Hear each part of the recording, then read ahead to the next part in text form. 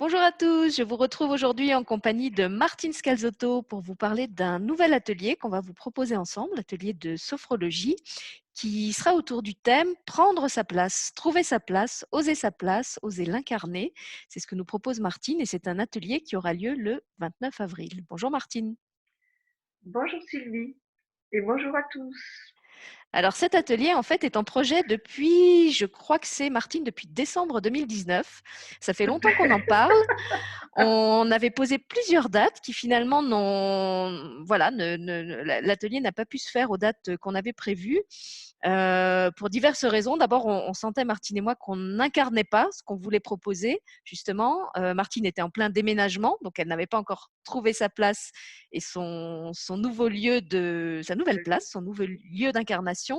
Moi, de mon côté, j'étais en pleine restructuration de la web TV avec un changement de plateforme, donc d'une certaine manière, je déménageais aussi. Et il a vraiment fallu qu'on se pose, qu'on trouve de nouveaux repères avant de se sentir prête à incarner et à proposer cet atelier. Et puis finalement, les choses font que cet atelier se place dans une, c'est le cas de le dire, dans une conjoncture vraiment particulière où je trouve que justement, beaucoup de gens sont renvoyés à cette histoire de place, que ce soit au niveau individuel ou collectif, puisque certains ont perdu leur place ou leur repère professionnel, certains doivent trouver une nouvelle place dans leur foyer parce qu'ils se retrouvent confinés à la maison, ce qui n'est pas leur habitude au quotidien. Certains se retrouvent en inactivité, en chômage technique, donc se demandent aussi quelle est leur place au niveau social.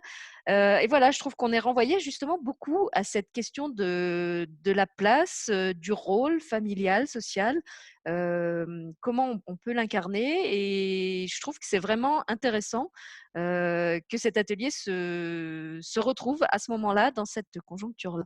Donc je laisse Martine vous en dire quelques mots de son côté. Et moi, oui, je vais rebondir sur ce que tu as dit, sur la présentation de cet atelier que nous avons programmé il y a des mois, comme le dit Sylvie. Et effectivement, nous ne sentions pas, et moi en particulier, de la mienne place justement, euh, juste de pouvoir vous parler de ça, alors que plein de choses se réajustaient dans ma vie, et dans ma vie professionnelle, et dans ma vie personnelle, justement, et dans le lieu de vie. Euh, et aujourd'hui, ce matin, avant de parler avec Sylvie, je me disais, c'était, je n'aurais pas parlé de cette façon-là parce qu'entre-temps, il y a eu du vécu, il y a des choses qui se sont installées, il y a eu un nouveau regard sur la place et un nouveau vécu aussi avec la situation que nous vivons ensemble là aujourd'hui. Voilà.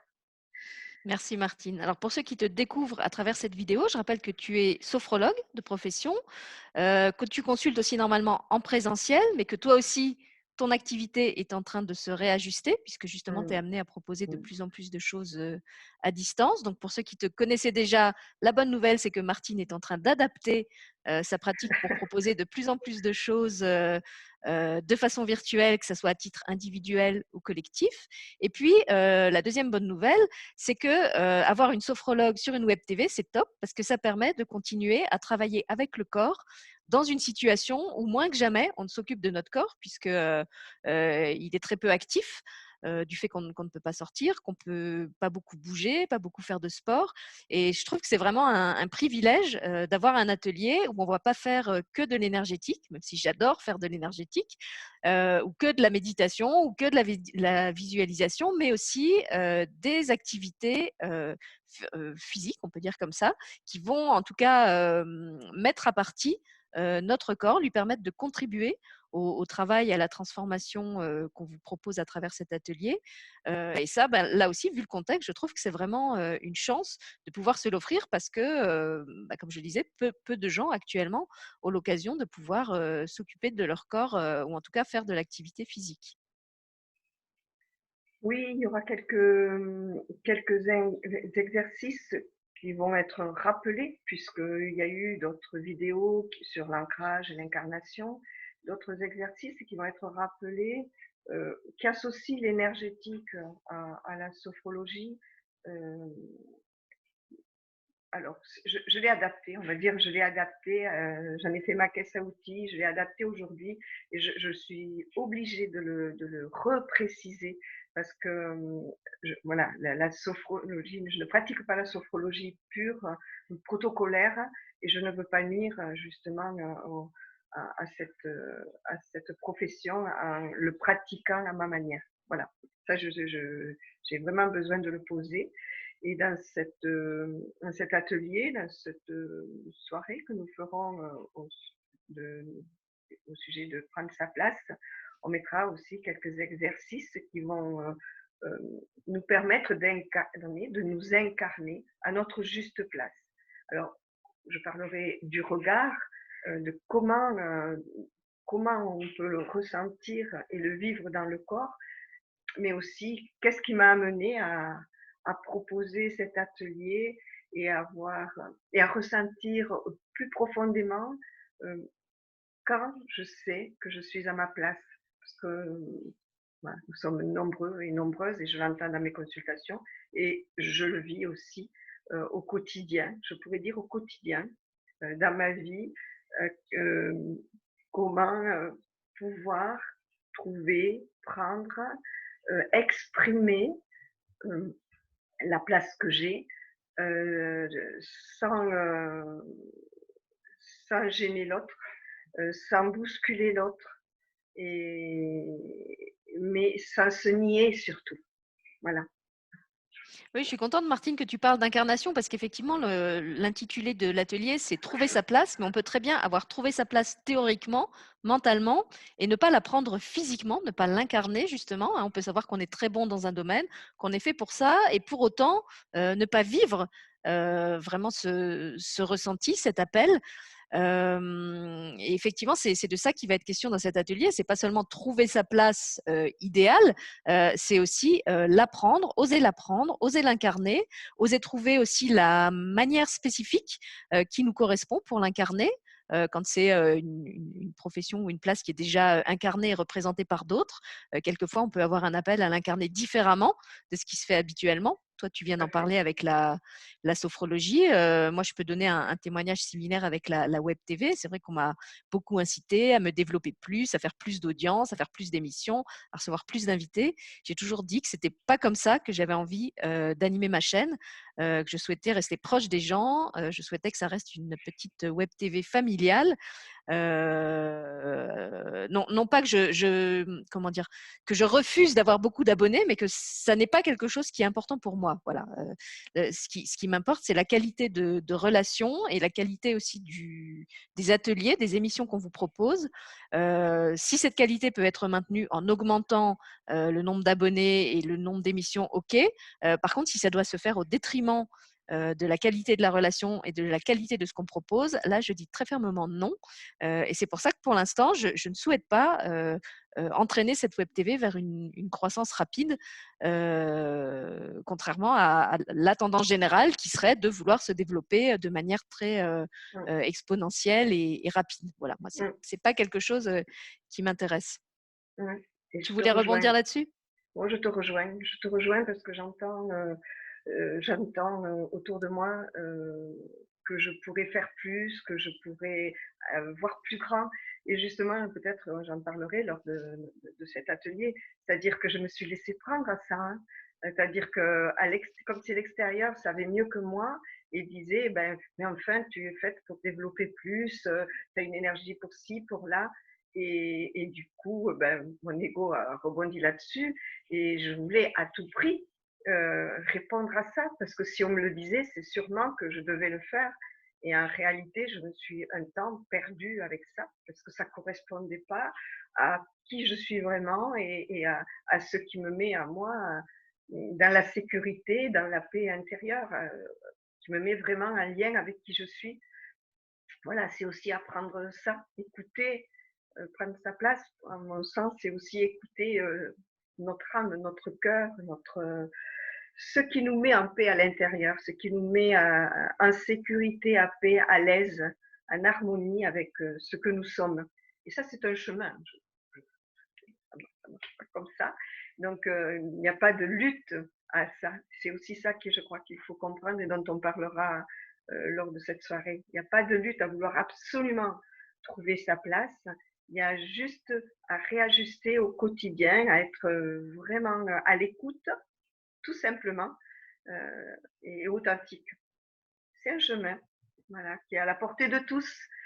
Parfois, on ne sait pas. C'est juste ce que j'ai envie de partager, comme l'histoire de faire pour répondre parce que l'autre sait mieux que nous. Je crois que nous sommes nombreux à tomber dans le piège. Et puis, ben, quand on réalise qu'il n'y a que nous qui savons, si on écoute notre petite voix, ça devient plus simple.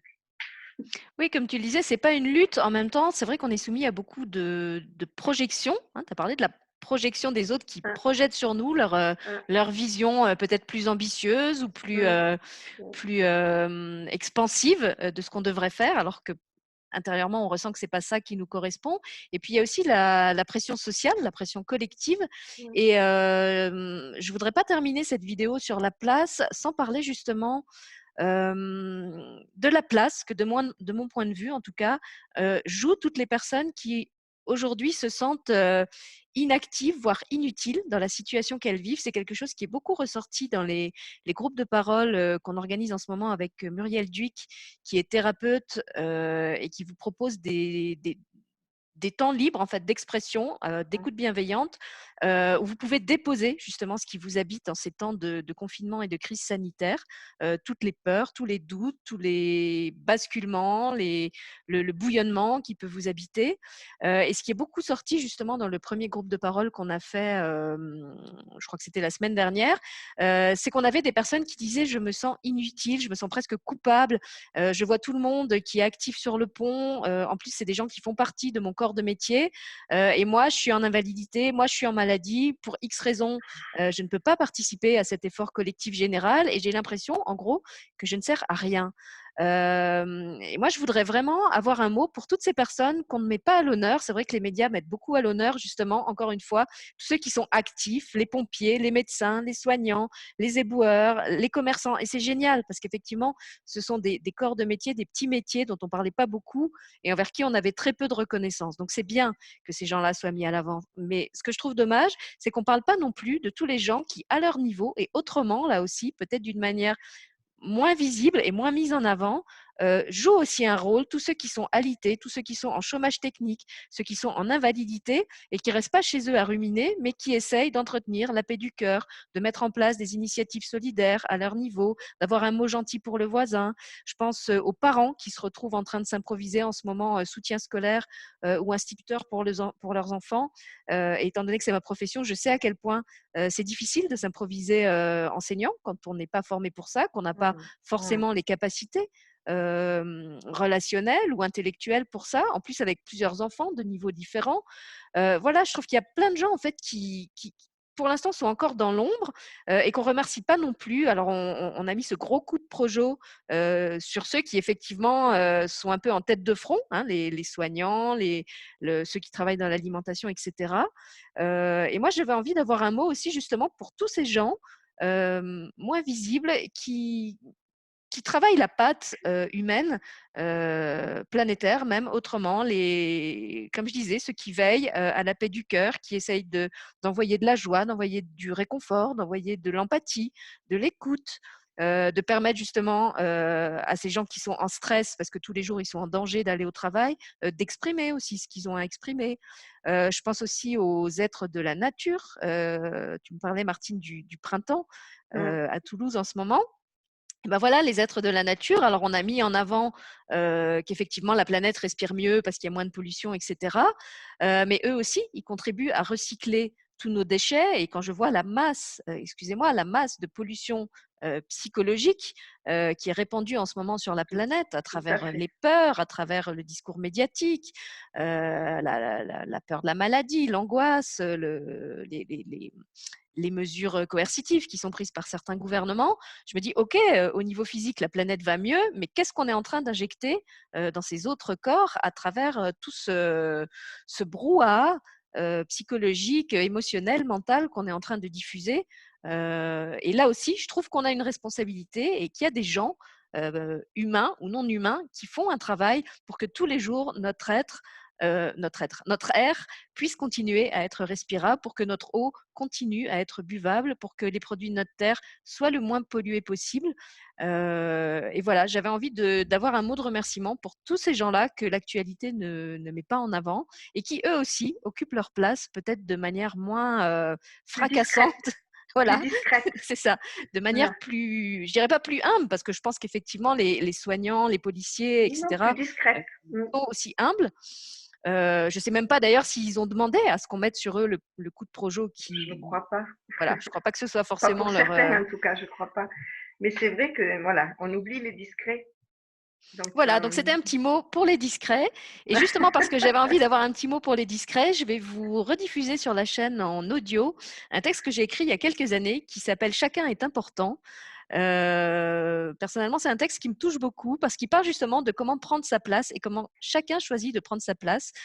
Je dirais que dans la vie, il y a des gens qui sont faits pour être des soleils, pour incarner cette énergie très active, très yang, et il y a des gens qui sont faits pour être des étoiles et pour briller, certes, mais d'une manière peut-être plus discrète, plus, non pas qu'ils soient complexés ou qu'ils n'osent pas allumer leur lumière, mais tout simplement parce que c'est pas leur nature. Une étoile, elle va pas chercher à rayonner comme le soleil le fait. Et pourtant, si vous regardez comment est faite la vie, comment est faite la nature, chacun a sa place, chacun a sa lumière et chacun a sa façon de la diffuser. Et je trouve que c'est bien aussi de rester dans le respect de ça, de comment on se sent appelé à diffuser sa lumière, que ça soit de manière effectivement très expansive, très chaleureuse, sur beaucoup de monde et de manière très visible, ou que ça soit d'une manière discrète, sur un cercle peut-être plus petit, ou pas forcément, mais en tout cas de manière moins voyante, moins reconnue. Et c'est pas grave, parce qu'à partir du moment où on se reconnaît soi, tout à on sait fait, qu'on est à sa place. tout à fait. Et on n'a pas besoin de la reconnaissance de l'extérieur. Reconnaître sa place, reconnaître, se reconnaître, ça permet d'être à sa place, même si on ne nous voit pas. Alors, sur ces belles paroles, dont on espère qu'elles vont faire sens pour vous, on vous donne rendez-vous le 29 avril pour cet atelier avec Martine. On en profite aussi pour rappeler, parce que je crois que je ne l'avais fait que dans l'infolettre, qu'on a passé tous nos ateliers en don libre, comme beaucoup d'autres choses qui se font sur la web TV. Donc, à partir de maintenant, vous avez accès à tous les ateliers avec Martine, le prochain et puis ceux qui sont déjà enregistrés. Je crois qu'il y en a 2. Voilà, ils sont disponibles sur don libre afin d'être accessibles à tout le monde, justement. Là aussi, on souhaite ne pas niveler, ne pas faire de distinction. Et puis, donc, comme on le rappelait en début d'émission, Martine propose de plus en plus de choses maintenant en virtuel, que ce soit des consultations individuelles ou des séances de groupe. Donc, n'hésitez pas à aller sur sa page, sur son site, pour suivre son actualité en temps réel. Merci Sylvie. Et puis effectivement, tu rappelles que c'est un don libre et j'ai marqué, tu l'as rediffusé, j'ai marqué un vraiment libre parce que peut-être en ce moment, ben, pour certains, il y a pas d'activité. Donc vous pouvez, avec un minimum, aller, il n'y a pas de minimum justement. Voilà. Mais comme il faut passer par, je ne suis pas très experte dans le domaine, mais je pense qu'il faut passer par le paiement. Donc, mettez le minimum et profitez au maximum de ce qui peut vous être bénéfique. Voilà, c'est offert avec cœur. Et puisque tu parles de ça, je vais en profiter pour dire un petit mot, puisqu'effectivement, on a mis en place le paiement en don libre. Au départ, c'était avec Nicole Battista. Et puis, j'ai eu la chance que d'autres invités comme toi acceptent qu'on mette en don libre de plus en plus d'ateliers. J'avais fait une petite vidéo explicative en disant que je faisais confiance à la vie et au fait que les gens n'allaient pas abuser de la situation en mettant à dessein des sommes minimales et en bradant en quelque sorte notre travail. Et c'est effectivement ce qui s'est passé. J'ai été très touchée, et mes intervenants aussi, je le sais, de recevoir des messages de gens qui disaient que jusqu'ici, ils ne pouvaient pas participer aux ateliers parce que même 20 ou 30 euros, c'était encore trop pour eux. On a eu des gens qui ont mis effectivement 1 euro, 2 euros, 5 euros, mais où clairement, ce n'était pas de l'arnaque, c'est parce qu'ils ne pouvaient pas mettre plus. Et voilà, ça aussi, ça fait partie de la manière atypique dont j'anime cette web TV. Je dois dire que je suis vraiment heureuse de pouvoir proposer ça et de me dire que ici, déjà pas mal d'ateliers de soins qui sont complètement offerts. Et il y a aussi des soins et des ateliers qui sont accessibles en don libre, vraiment à la mesure du porte-monnaie de chacun. Voilà. Et ne vous sentez pas petit, ne vous sentez pas humilié. Parce qu'on a eu aussi des mails dans ce sens-là de gens qui disaient «Oh, j'ai presque honte de vous donner que 1 € ou 2 €, mais vraiment je peux pas plus». C'est Euh, important qu'ils se sentent libres. voilà, Voilà. sentez-vous libre. Et nous, Ouais. franchement, enfin, je On vais parler en accueille mon nom, ça. mais j'en ai parlé par exemple avec Nicole. On se sentait vraiment honorés d'accueillir dans ces ateliers des gens qui n'y avaient pas accès avant. Ça nous a fait Mm. vraiment plaisir. Et c'était pas du tout comment dire, dans le fait de jouer à la dame patronnesse et de faire la charité, dire ah regardez comme je suis généreux, grâce à moi vous avez accès aux ateliers. Non, c'était pas ça. C'était vraiment l'idée de se dire voilà, ces gens jusqu'ici étaient exclus de ce qu'on proposait. Et à partir d'aujourd'hui, eh ben, ils y ont accès aussi. C'est vraiment ouvert à tout le monde. Et moi, comme je le disais dans la vidéo sur le don livre, ça m'a vraiment libérée de quelque chose, de plus avoir ce souci de rentabilité. Donc, je ne sais pas combien de temps je pourrais tourner comme ça. Là aussi, hein, c'est un peu un pari sur la vie. Je me dis que si c'est juste de faire comme ça, la vie me donnera les moyens de continuer à faire tourner la chaîne comme ça. Et si ce n'est pas le cas, ben, moi aussi, j'ajusterai mes repères et je déplacerai ma place. Mais en tout cas, merci à tous mes invités qui ont accepté cette offre, qui ont accepté d'entrer dans ce pari, parce que c'était un pari et ça l'est encore plus dans la situation actuelle où beaucoup de gens vivent de l'insécurité financière. Et puisque justement, vous avez plein de temps pour la plupart pour faire des soins et des ateliers, ne vous en privez pas. Voilà, il y a tous les ateliers avec Martine en don libre, ceux avec Nicole Battista, avec Lali Fouquet. Il y a une troisième personne, je ne sais plus qui c'est, qui les a aussi mis en don libre. J'essaie de retrouver, je ne trouve pas. Enfin voilà, vous verrez sur le site, de toute façon, c'est spécifié pour chacun. Et ce n'était pas vraiment le sujet de cette vidéo, mais ça me donne l'occasion de redire merci à mes intervenants et à tous les gens qui se sont offerts ces ateliers, qui se sont donné le droit de les acheter au prix qui était juste pour eux. Et ça me met vraiment en joie. Et ben voilà, moi je partage tout ça avec joie aussi. Alors, on vous laisse dans la joie. On attend de vous retrouver toujours dans la joie le 29 Le avril. 29. Voilà, le Voilà. 29. Et merci à Martine de m'avoir accompagnée pour cette nouvelle vidéo. Et merci à toi de m'avoir accueilli. À bientôt. Au revoir.